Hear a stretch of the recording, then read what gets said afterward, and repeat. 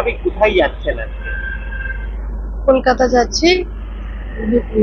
আমাদের আইনজীবী বিকাশ ভট্টাচার্যর সঙ্গে দেখা করতে, কথা বলতে। কেন এখানকার বিচারপতি বা পুলিশের প্রশাসনের কাজে সন্তুষ্ট নয়, সেই জন্য কি যাচ্ছেন? না, পুলিশের কাজে সন্তুষ্ট হওয়ার চেষ্টাই তো এতদিন করছিলাম, কিন্তু পুলিশে তো সঠিকভাবে কাজটা করছে না বা করতে দিচ্ছেন না পুলিশকে।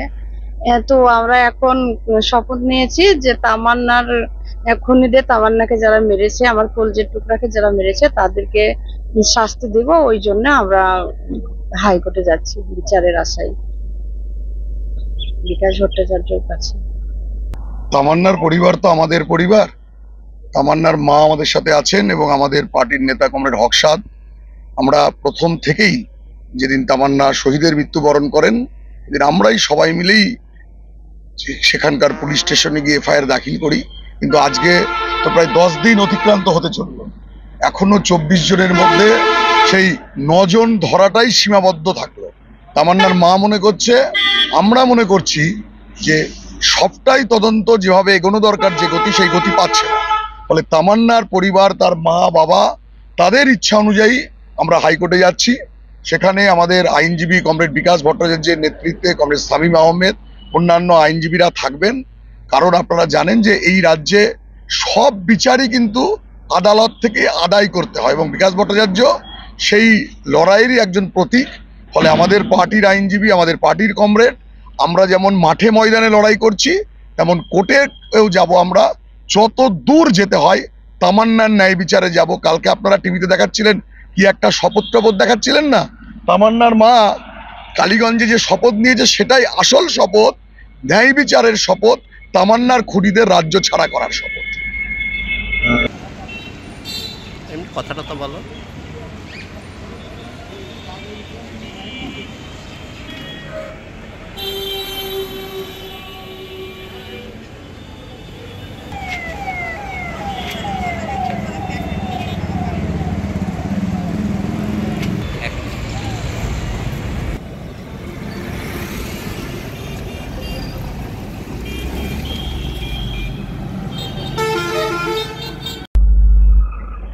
ভাবি কোথায় যাচ্ছেন আজকে?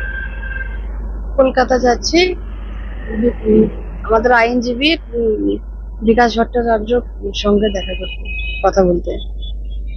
কেন এখানকার বিচারপতি বা পুলিশের প্রশাসনের কাজে সন্তুষ্ট নয়, সেই জন্য কি যাচ্ছেন?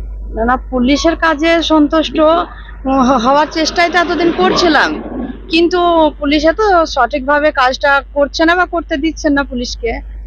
তো আমরা এখন শপথ নিয়েছি যে তামান্নার খুনিদের, তামান্নাকে যারা মেরেছে, আমার কলজের টুকরাকে যারা মেরেছে তাদেরকে শাস্তি দেব। ওই জন্য আমরা হাইকোর্টে যাচ্ছি বিচারের আশায়, বিকাশ ভট্টাচার্যের কাছে।